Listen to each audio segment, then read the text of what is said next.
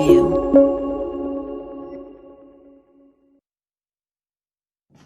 Hi guys, welcome again to the new basic learning, and today the topic is about our triangles, which is related to the mathematics, and this is the part 9 for class 9. So the mathematics subject we are going to start today. So the triangle chapter we are going to start from the geometry portion. Okay, so from the geometry portion we are going to start number 1 chapter, which is triangles in your class 9 syllabus. So first of all, we have to know, if we are learning the triangle chapter, so we should know something basic about the triangle chapter. I know you all know what is triangle. You have learned in the 7th also and in 8th also.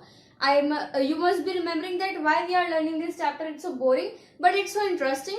So triangle chapter is in your syllabus class 9th, which will be coming in the half yearly, or you can say in the final portion. So triangle chapter is given in your books in the geometry portion.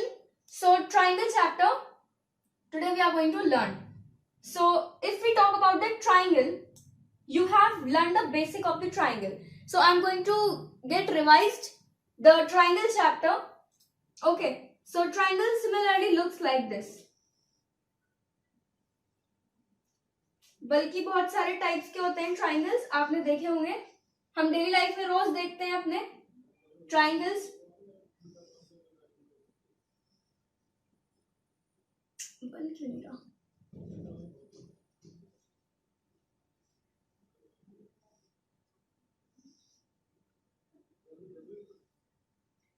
Okay, so what is a triangle? A plane figure bounded by three sides. A plane figure bounded by three sides in a plane is called a triangle. Every triangle have three sides and three angles. A, B, C. So AB, BC and CA are three sides, and A, B and C are three angles. So this is the basic of the triangle. Now let's see the types of triangles based on sides. So now on the basis of sides, we are going to learn about the three types of triangles, which is number 1, scalene triangle. Scalene triangle is the triangle whose no two sides are equal is called a scalene triangle. Means जिसकी दो sides equal नहीं है. हम तीन sides के बारे में कोई बात नहीं कर रहे हैं, उनका कोई रिलेशन नहीं है. जिनकी दो साइड्स इक्वल नहीं है, तो ऑब्वियसली कि तीनों साइड्स अनइक्वल हैं, then we call that triangle as a scalene triangle. Then isosceles triangle is the triangle whose two sides are equal is called the isosceles triangle. That means जिसकी दो sides equal हैं. अगर मैं लेती हूं एक triangle, दो sides equal हैं A, B, C, जिसकी दो sides equal हैं, then we call that triangle as a isosceles triangle. Then equilateral triangle is a very simple one, और आपको नाम से पता चल रहा होगा equilateral triangle which triangle it is based on. That all the three sides are equal, whose all the three sides are equal, that we call as the equilateral triangle. जिसकी तीनों sides क्या है? Equal. That we called as the equilateral triangle. Now let's see on the basis of angles. So now on the basis of angles, there we have three types of triangles. Okay, three types of triangles. Number 1 पे आता है right angle triangle. A triangle in which any one angle is right angle. Any one angle is right angle. अगर आपको ध्यान हो, lines and angles अगर आपने पढ़ा हो चैप्टर, तो उसमें एंगल्स एंड प्रॉपर्टी क्या बताती है कि एंगल्स एंड प्रॉपर्टी बताती है कि उनका सम जो होता है, ट्रायंगल का जो सम होता है, एंगल्स एंड प्रॉपर्टी बताती है कि उनका सम जो होता है वो 180 डिग्री होता है. तो 180 डिग्री होता है उसका सम. तो अगर दो साइड्स 90 और 90 डिग्री हो जाएगा, तो वो तो खुद ही 180 हो जाएगा, तो बाकी का क्या बचा? 0. और 0 क्या मतलब 0 डिग्री क्या बनेगा? कोई ट्राइंगल नहीं बन पाएगा. सो एनी वन एंगल, मतलब कि कोई भी एक एंगल अगर 90 डिग्री होता है, then we call that triangle as a right triangle, right angle triangle. Suppose ऐसे, या फिर ऐसे. एक मिनट. तो इसका क्या हो जाएगा? Right angle triangle. Okay, whose sum is 90 degree.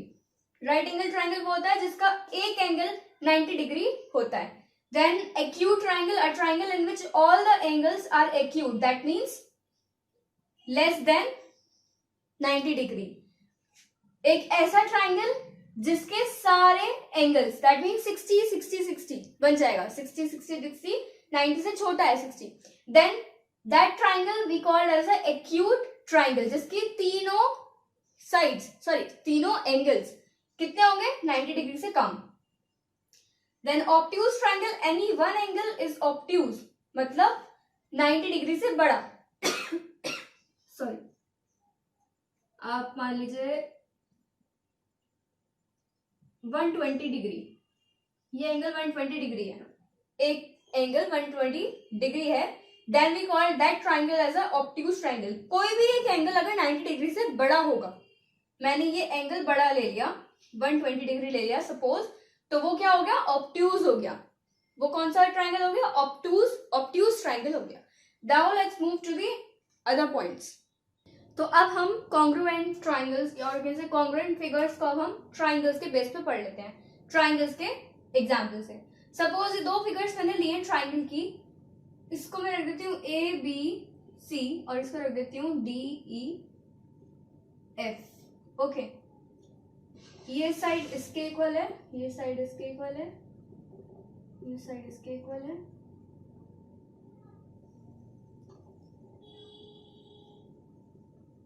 ठीक है, ये एंगल इसके इक्वल है, ये एंगल इसके इक्वल है और ये एंगल इसके इक्वल है.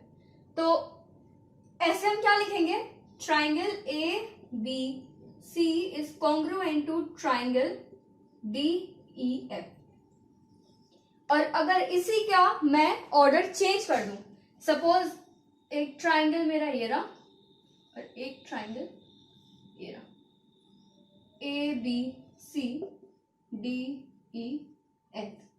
सपोज ये ट्राइंगल, ये एंगल जो है ये इसके इक्वल है, ये एंगल जो है वो इसके इक्वल है और ये एंगल जो है ये इसके इक्वल है. या सपोज ये एंगल इसके इक्वल है और ये वाला ट्राइंगल इसके इक्वल है, तो ये साइड जो है वो किसके इक्वल है, इस वाली साइड के इक्वल रख देती हूँ मैं. इस वाली साइड को मैं इस वाली साइड के इक्वल रख देती हूँ और इस वाली साइड को मैं इस साइड के इक्वल रख देती हूँ. तो अब क्या होगा, sorry, A B C triangle A B C is congruent to, या फिर आप साइड्स मत लीजिए अभी क्योंकि हम ट्राइंगल की उस पे बात कर रहे हैं, एंगल्स पर.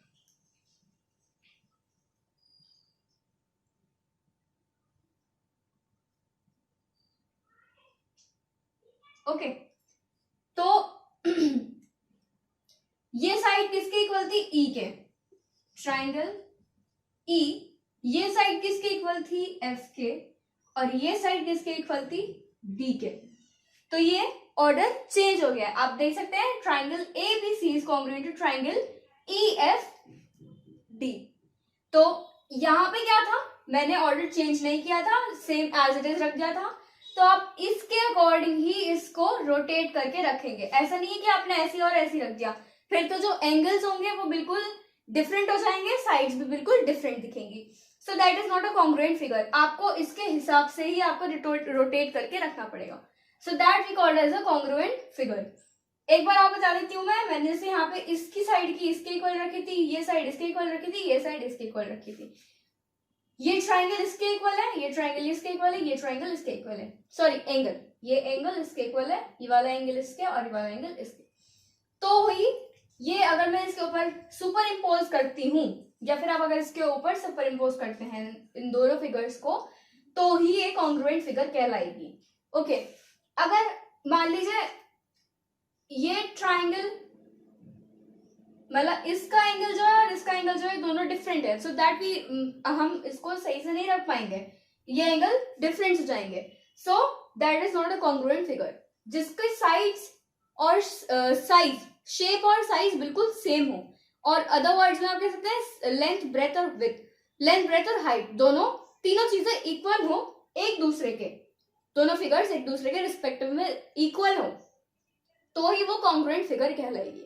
Now let's move to the other things. So now we will see that अगर आपको ट्राइंगल्स, ऐसा नहीं होगा कि हर बार जो ट्राइंगल्स दिए जाएंगे आपको मेजर करके बताना होगा या फिर आपको हर बार मेजर करने की जरूरत पड़ेगी. तो ऐसे कुछ क्राइटेरिया रखे गए थे जिससे आप देखकर ही बता दोगे कि ये ट्राइंगल उसके रिस्पेक्टिव ट्राइंगल के इक्वल है. सो कुछ क्राइटेरिया से पहले हम पढ़ लेते हैं एसएएस. एसएएस क्राइटेरिया क्या है? एसएएस कॉन्ग्रुएंस क्राइटेरियन क्या है? That means side angle side, side angle side, side angle side property लगेगी. और साइड एंगल साइड प्रॉपर्टी क्या कहती है? When two triangles are congruent if two sides and the included angles of one are equal to the corresponding sides and the included angle of the other triangles. Suppose ABC and PQR, triangle ABC and triangle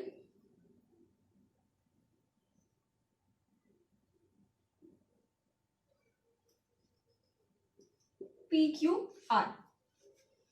ये side इसके equal है और ये side इसके equal है, but the mandatory condition is कि angle जो है वो बीच में आना चाहिए, that should be in the between. ठीक है, साइड एंगल साइड, तो एंगल इसके एंगल इक्वल होना चाहिए, ये साइड इसके इक्वल होना चाहिए और ये साइड इसके इक्वल होना चाहिए. तो क्या होगा? Triangle ABC is congruent to triangle PQR. अब इसका ऑर्डर देख लेते हैं. AC is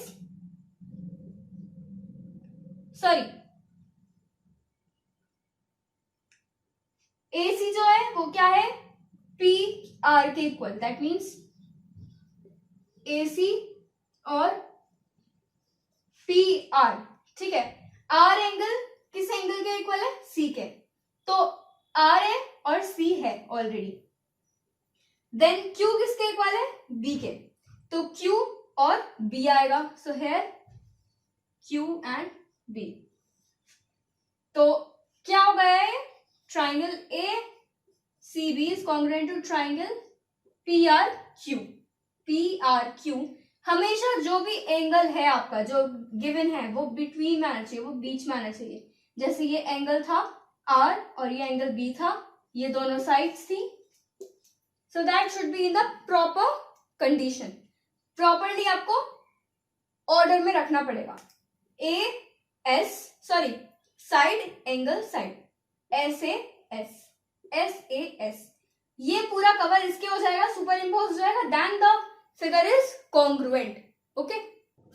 Now let's see the other criteria which is ASA. ASA मतलब angle side angle. Angle side angle.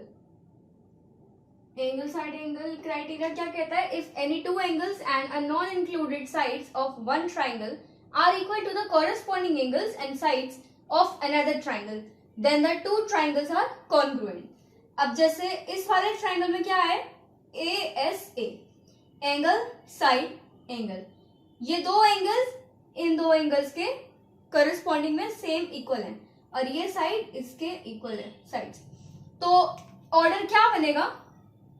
Triangle ABC is congruent to triangle PQR. As simple as that.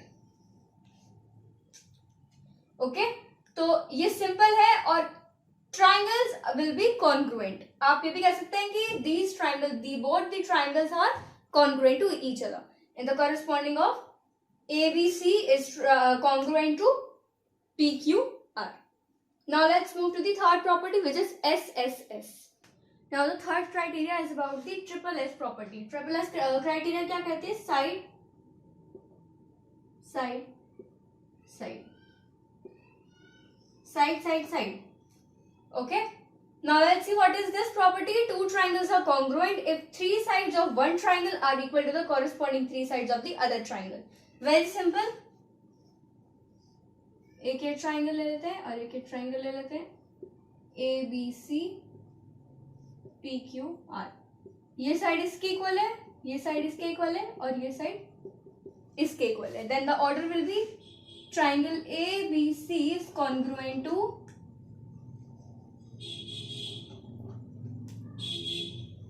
Triangle PQR। Okay, so क्या होगा, ये दोनों triangle एक दूसरे के congruent होंगे और इनकी तीनों साइड्स एक दूसरे के इक्वल होंगी। ये ट्राइंगल इसके इक्वल है तो इनकी साइड्स भी एक दूसरे के इक्वल होंगी और ये दोनों पर सुपर इम्पोज हो जाएंगे। तो दैट मीन्स ये जो ट्राइंगल होगा वो बिल्कुल छुप जाएगा। So this will be about the SSS property. Now let's see the fourth property. So now the property is about the RHS criteria. RHS criteria मतलब RHS क्या है? That means right hypotenuse and side right angle. Two right angles are congruent if the hypotenuse and non-side of a triangle are respectively equal to the hypotenuse and one side of the other triangle. That means इसमें किन्हीं दोनों triangles में right angle होगा, hypotenuse होगा और side होगा। तो इसका ऑर्डर क्या बन जाएगा, अगर ये साइड मतलब हाइपोटेन्यूस इसके इक्वल है, ये राइट एंगल इसके इक्वल है और ये साइड इसके इक्वल है, then ABC triangle ABC is congruent to triangle PQR। तो अगर मैं जस्ट इसका ऑर्डर चेंज कर दूं, मान लीजिए ये साइड में इसके इक्वल कर देती हूँ, ये साइड में इसके इक्वल कर देती हूँ, तो क्या लिखा जाएगा, AB is equal to PQ, BC is equal to PR and angle C is equal to angle R। तो इसका क्या हो जाएगा, ABC is equal to QPR। अगर मैं इसको QPR मतलब ये तो AB जो था वो PQ के था, लेकिन मैं लिख रही हूँ QPR। तो जस्ट चेक कर लेते हैं एक बार, AB किसके इक्वल है, QP के। AB किसके इक्वल है, QP के। देन BC जो है वो PR के इक्वल है, PR के इक्वल है। BC क्या है, PR के इक्वल है। और एंगल C जो है वो आपका एंगल R के इक्वल है। सो क्या हो गया, hypotenuse okay. Right angle triangle में क्या होगा, right angle triangle, right angle hypotenuse in side, right angle hypotenuse PQ and side, that means BC, or you can say PR. So this was about the RHS. Now let's see the other things. अब last में हम देख लेते हैं CPCT। क्या होता है ये, corresponding parts of congruent triangles are also congruent। क्या लिखा मैंने क्या बताया आपको, जस्ट यहाँ पे लिख देती हूं मैं,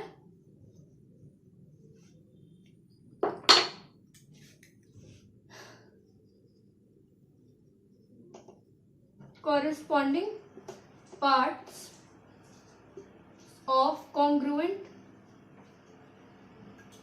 triangles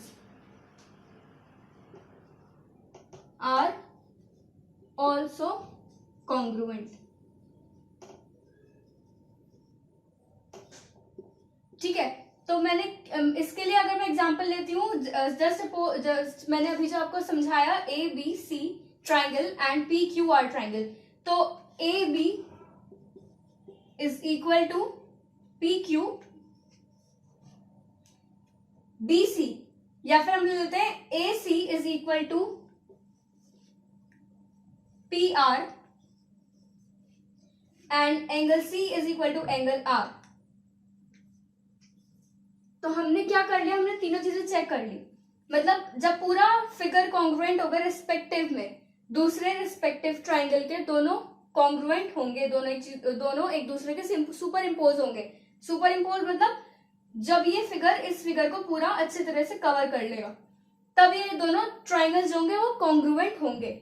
ठीक है, सो इसका हमने ऑर्डर क्या लिखा था, ABC is congruent to triangle PQR, है ना, ABC, that means angle triangle ABC is equal to triangle PQR। तो इस टर्म को हम एक और नेम दे दें, दैट इज CPCTC मतलब congruent corresponding parts of congruent triangles are also congruent. तो हमने आज 4 चीजें पढ़ ली हैं, 4 क्राइटेरियाज पढ़ लिए हैं और ट्राइंगल का बेसिक पार्ट्स पढ़ लिए हैं.